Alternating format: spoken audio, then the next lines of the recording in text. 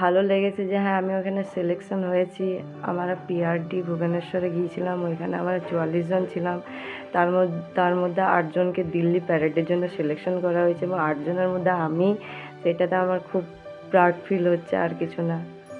খুবই আমি খুশি আছি এটাতে। যেখানে আমি কলেজে যখন ফার্স্ট ইয়ার অ্যাডমিশন হয় তখন দেখি যে ওইখানে সোশ্যাল সার্ভিসের জন্য একটা এনএসএস বলে একটা ইউনিট রয়েছে। তো সেখানে আমি যাই এবং দেখি, এবং আমার সোশ্যাল কাজ সার্ভিস করতে আমার খুবই ভালো লাগে।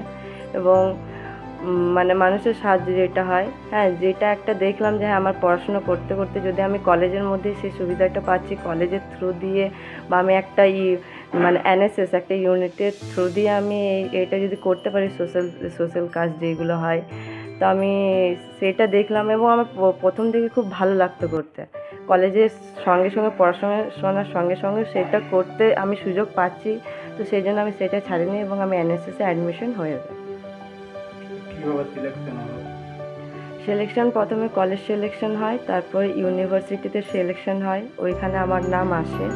এবং ইউনিভার্সিটিতে সিলেকশন হওয়ার পর প্রিআরডির জন্য ভুবনেশ্বরে আমরা যাই 14ই নভেম্বর। ওইখানে 15 তারিখ থেকে 24 তারিখ পর্যন্ত 10 দিনের ক্যাম্প ছিল। একদিন আগে আমরা যাই, ওইখানে 10 দিন ক্যাম্প করার পর, ওইখানে ট্রেনিং করার পর তারপর আমরা 25 তারিখে বাড়ি চলে আসি। তারপর ওইখানে বলা হয়েছিল parade, culture, interview, physical fitness, মোট এইগুলো দেখার ভিত্তির ওপরে সিলেকশন হয়েছিল।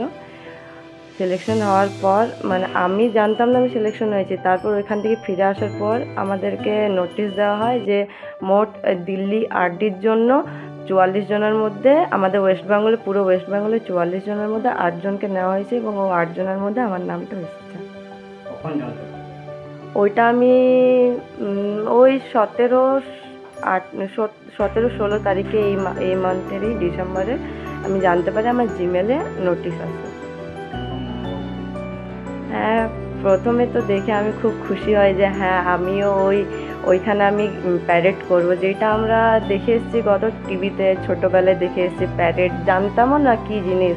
তারপর কলেজে যখন অ্যাডমিশন হয় জানি এইরকম মানে প্যারেড জিনিসটা জানতে পারলাম, ওইখানে শিখি এবং করি, তার সঙ্গে সোশ্যাল সার্ভিসও করতাম। তো দেখে খুব ভালো লাগলো যে এখানে আমরা টিভিতে দেখতাম, আজ আমি ওইখানে জায়গায় যেতে পারছি, তো দেখে খুব আনন্দ লাগে আমার।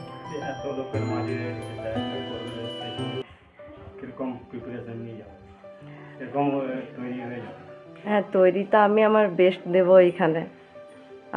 আমি যেখানে সিলেকশন পিআরডিতে গিয়েছিলাম ওইখানে আমার বেস্ট দিয়ে এসেছি। আপনারা জানেন আমাদের টিডিবি কলেজের এনএসএস এর ছাত্রী সোনিয়া বাউরি আগামী 26শে জানুয়ারি আমাদের দেশের রাজধানীর রাজপথে কুচকাওয়াজে অংশগ্রহণ করতে চলেছে।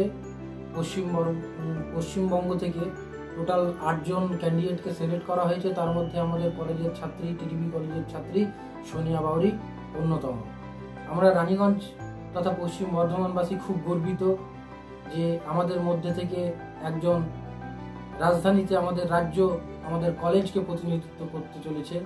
তাই সোনিয়া বাউরিকে আমরা টিডিবি কলেজ তৃণমূল ছাত্র পরিষদের পক্ষ থেকে অনেক অনেক শুভেচ্ছা জানাই। আগামী দিন যেন সে আরও এগিয়ে যাক, এটাই আমরা কামনা করি।